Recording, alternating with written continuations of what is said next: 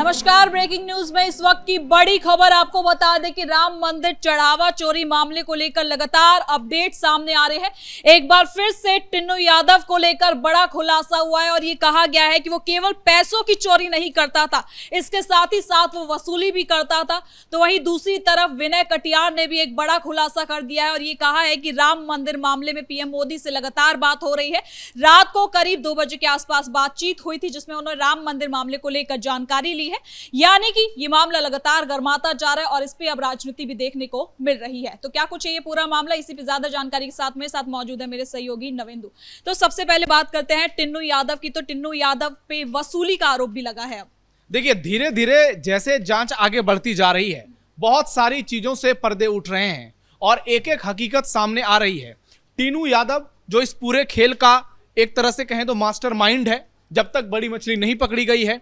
इन तमाम चोरों में टिन्नू यादव इसका सरगना नजर आ रहा है और जो खुलासे हो रहे हैं उसने टिन्नू यादव की मुश्किलें नहीं बढ़ाई है। टिन्नू यादव के ऊपर और जो लोग हैं, क्योंकि ये अखिलेश यादव के करीबी बताए जा रहे हैं, अखिलेश यादव से इनका रिश्ता बहुत पुराना है। भले ही ये चंपत राय के ड्राइवर रहे हों, लेकिन अखिलेश यादव के बहुत करीबी, और इतने करीबी कि राम मंदिर में चोरी की पहली जानकारी इन्होंने अखिलेश यादव को दी, जिस चोरी में ये खुद फंसे हुए हैं। तो ऐसे में अब टिन्नू यादव पर गाज गिरती हुई नजर आ रही है और ये कितनी बेशर्मी की बात है कि टिन्नू यादव जैसे लोग राम मंदिर में लोगों को दर्शन कराने के नाम पर वसूली करते थे। यानी आप ये देखिए कि ये लोग एक तरह से माफिया का काम करते थे, चाहे टिन्नू यादव हो या कोई और हो। लोग आप देखिए देश के तमाम हिस्सों से अयोध्या जाते हैं। कोई अगर गरीब परिवार होता है तो वो अपनी जिंदगी की पूरी कमाई रामलला के दर्शन के लिए लगा देता है, लेकिन वहां पहुंचने के बाद उनके साथ ऐसी घटनाएं होती है और ऐसे चंदा चोर वहां पर ये काम करते हैं। ये निश्चित तौर पर हिंदुओं के लिए बड़े शर्म की बात है। लेकिन अब टिन्नू यादव पर शिकंजा कसता जा रहा है और धीरे धीरे वो लगातार खुलासे कर रहा है। एसआईटी की जांच में बहुत सारी चीजें सामने आई है, अयोध्या पुलिस की कार्रवाई में बहुत सारी चीजें सामने आई है और आने वाले समय में अब टिन्नू यादव बहुत सारे राज उगलेगा और जहां तक पहुंचने की कोशिश में एसआईटी की टीम और पुलिस लगी हुई है, वहां तक टिन्नू यादव ही पहुंचाएगा। लेकिन अखिलेश यादव ने जो ट्वीट किया है वो बहुत ज्यादा कंफ्यूजिंग और ये साफ साफ नजर आ रहा है कि वो कहीं ना कहीं टिन्नू यादव के फेवर में है और वो कह रहे हैं कि फुगनी को फांसी और शाख को माफी क्यों। देखिए, पहले तो अखिलेश यादव ने पूरी क्रेडिट ले ली कि इस मुद्दे को हमने उठाया, पूरे देश को बताया कि राम मंदिर में चोरी हुई, सारी चीजें। लेकिन जब अखिलेश यादव और टिन्नू यादव के संबंधों का खुलासा हुआ है, अब अखिलेश यादव बुरे फंसे हैं। उनको अभी तक लग रहा था कि इस मुद्दे में योगी आदित्यनाथ को घेर कर उत्तर प्रदेश का चुनाव जीत लेंगे और सीएम योगी ने कहा है ये लोग दिन में सोते हैं इसलिए ज्यादा सपने देखते हैं। लेकिन अब अखिलेश को लग रहा है कि ये दांव तो उल्टा ही पड़ गया। अब तो योगी आदित्यनाथ डंके की चोट पर खुले मन से सीधे तौर पर कह रहे हैं कि कोई भी बख्शा नहीं जाएगा और हर दिन वो कहीं ना कहीं जा रहे हैं और जिस जनपद में जा रहे हैं वहां से खुले मन से सीधे तौर पर कह रहे हैं कि एक भी दोषी बख्शा नहीं जाएगा। यानी अखिलेश यादव की मुश्किल बढ़ गई है। उनको लगने लगा है कि अब उनका कोई भी दाव चलने वाला नहीं है। ये इतने माहौल बनाने की जो उन्होंने कोशिश की, अब वो मिट्टी में मिल गया। योगी आदित्यनाथ की छवि खराब करने की जो कोशिश की, अब दाल गलने वाली नहीं है और इसलिए अखिलेश यादव अब देखिए ट्वीट कर रहे हैं, बयानबाजी कर रहे हैं और उनके चेहरे पर शिकन साफ साफ नजर आ रही है कि जिस मामले को अखिलेश ने इतना बड़ा बना दिया, अब उस मामले में अखिलेश बैकफुट पर जाते हुए नजर आ रहे हैं। लेकिन विनय कटियार का जो बयान सामने आ रहा है वो भी अब कहीं ना कहीं बताता है कि अब इसमें पीएम मोदी की भी एंट्री हो चुकी है। जिस तरीके से वो दावा कर रहे हैं कि उन्होंने बात करी है, फोन पे संपर्क दोनों के लगातार बन रहे हैं, तो यानी कि पीएम मोदी लगातार राम मंदिर को लेकर अपडेट ले रहे हैं। निश्चित तौर पर यह राम भक्तों के लिए बड़ी बात है और बड़ी खुशखबरी भी है कि एक तरफ उत्तर प्रदेश के मुख्यमंत्री लगे हुए हैं, दूसरी तरफ देश के प्रधानमंत्री लगे हुए हैं और दोनों जिस तरीके से इस मामले पर निगरानी कर रहे हैं, एक एक खबर ले रहे हैं, लखनऊ से दिल्ली तक हलचल है।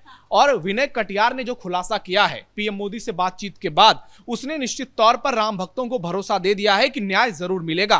क्योंकि एक तरफ खुले मन से सीएम योगी दावा कर रहे हैं, ऐलान कर रहे हैं कि हम राम भक्तों को न्याय देकर रहेंगे, दूसरी तरफ से यह खबर आती है कि पीएम मोदी इस मामले की मॉनिटरिंग कर रहे हैं। तो ये अपने आप में बहुत बड़ी खबर है और इस मामले की गंभीरता को बताता है और ये विपक्ष के मुंह पर जोरदार तमाचा है कि वो जो लगातार सरकार को घेरने की कोशिश कर रहे थे, इस मामले में जो नकारात्मक राजनीति कर रहे हैं, ये उसके लिए एक बड़ा झटका है। क्योंकि वो ये भी दावा कर रहे हैं कि अब कहीं ना कहीं चंपत राय की गिरफ्तारी भी हो सकती है। नहीं, सिर्फ चंपत राय की ही नहीं, अनिल मिश्रा और गोपाल राव का भी नाम लिया है। विनय कटियार ने जो बयान दिया है उसके मुताबिक बहुत जल्द चंपत राय, अनिल मिश्रा और गोपाल राव की गिरफ्तारी हो सकती है। और उसमें से उन्होंने कहा है कि ये गोपाल राव जो है वो सबसे बेकार आदमी है। ये दक्षिण से यहां आ गया, उसके बाद ये मेरे से पूछ रहा था कि राम मंदिर में क्या करने के लिए आए हो। तो विनय कटियार आग बबूला नजर आ रहे हैं और चंपत राय और अनिल मिश्रा और गोपाल राव की गिरफ्तारियों को लेकर इन्होंने इतनी बड़ी बात कह दी है।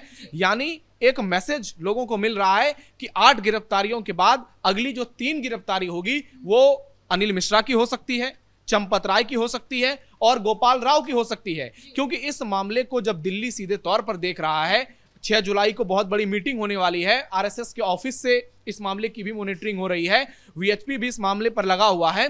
तो ऐसे में किसी भी आरोपी का बचना जो है वो मुश्किल नजर आ रहा है। आप देखिए एक के बाद जो एक्शन हो रहे हैं, जो खुलासे हो रहे हैं, लगातार जो कार्रवाइयां देखने को मिल रही है, उसके बाद जो बरामदगी हो रही है, चाहे वो कैश का मिलना हो, सोने का मिलना हो, और उसके बाद आरोपियों के द्वारा एक एक खुलासे इस बात की ओर पुष्टि कर रहे हैं कि बहुत जल्द राम मंदिर का असली चोर सबके सामने आएगा। लेकिन दूसरी तरफ यह भी हो रहा है कि जो लोग इस पर राजनीति कर रहे हैं वो भी एक एक करके बेनकाब हो रहे हैं। तो अब ये पूरा मामला पूरे देश में फैलता जा रहा है। महाराष्ट्र से बात करें तो उद्धव ठाकरे ने साफ साफ कह दिया है कि अभी तक हमें लग रहा था ऑपरेशन टाइगर चल रहा है, लेकिन यहाँ तो ऑपरेशन राम मंदिर चल रहा है। और वो ये भी ऐलान कर रहे हैं कि वो एक आंदोलन करेंगे जिसकी शुरुआत महाराष्ट्र से ही होगी। देखिए, उद्धव ठाकरे सबसे बुरी तरह से एक्सपोज होने वाले नेताओं में से एक हैं। बाला साहब ठाकरे ने जो लड़ाई राम मंदिर के लिए लड़ी, जिस तरह से वो कार सेवकों के आवाज बने और देश में हिंदुत्व को उन्होंने एक प्रतिनिधित्व प्रदान किया, उसको मिट्टी में मिला दिया उद्धव ठाकरे ने। और जो राजनीति आज उद्धव ठाकरे कर रहे हैं, आज उनको मुसलमानों का नेता कहा जाने लगा है। जिस उद्धव ठाकरे की पहचान एक कट्टर हिंदुत्ववादी नेता के तौर पर होती थी, आज वही उद्धव ठाकरे हिंदुत्व को लेकर सबसे ज्यादा सवालों के घेरे में हैं।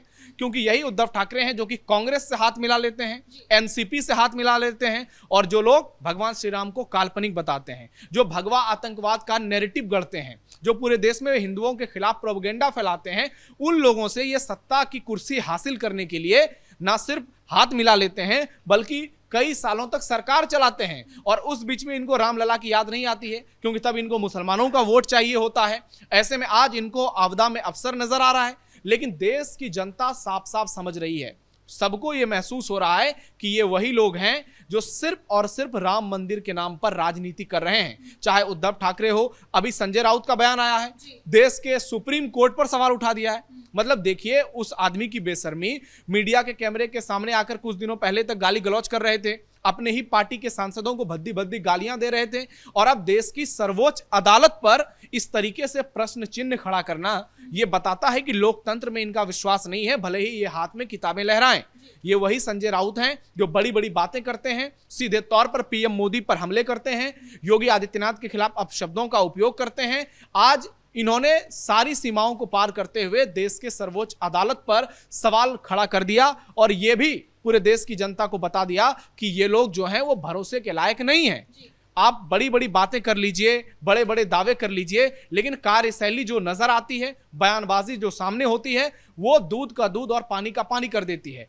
एक और अखिलेश यादव हैं, वो भी लगातार एक्सपोज होते जा रहे हैं। तो देश का ये जो पूरा विपक्ष है जो इस मामले में सियासी रोटियां सेक रहा है, उसको तगड़ा झटका लगा है। और योगी आदित्यनाथ लगातार जवाब दे रहे हैं, वो खुले मन से कह ही रहे हैं कि जिन लोगों ने राम भक्तों पर लाठियां चलवाई, जिन लोगों ने राम भक्तों के खिलाफ आंदोलन किया, जिन लोगों ने वकीलों की फौज सुप्रीम कोर्ट में खड़ी कर दी, जिन लोगों ने अपनी विचारधारा के खिलाफ जाकर समझौता कर लिया, आज वो लोग यदि आस्था की बात करते हैं तो निश्चित तौर पर इनकी नकारात्मक सोच साफ साफ नजर आती है। और यही इनके लिए बड़ा झटका है। इनको लग रहा है कि इस मुद्दे को बड़ा बनाकर 2027 में उत्तर प्रदेश में जो है हम अपना परचम लहरा देंगे। लेकिन अब धीरे धीरे इस मामले पर विपक्ष जो है वो बैकफुट पर जाता हुआ नजर आ रहा है। और इन लोगों ने जो एक बड़ी साजिश रची थी हिंदुओं को गुमराह करने की, अब उसमें साफ साफ फेल होते हुए नजर आ रहे हैं। और योगी आदित्यनाथ का बार बार लोगों को यह भरोसा देना कि इस मामले में न्याय होगा, इस बात की उम्मीद बढ़ रही है कि बहुत जल्द न्याय मिलेगा और राम भक्तों की आस्थाओं के साथ जिन लोगों ने खिलवाड़ किया है उनको किसी हाल में छोड़ा नहीं जाएगा। चाहे कितनी भी राजनीति हो जाए, उनको बचाने की कितनी भी कोशिशें हो जाए और इस पर राजनीति के जरिए इस जांच को प्रभावित करने की दिशा में कितने भी कदम उठाए जाएं, अब इससे होने वाला कुछ नहीं है, कोई बचने वाला नहीं है।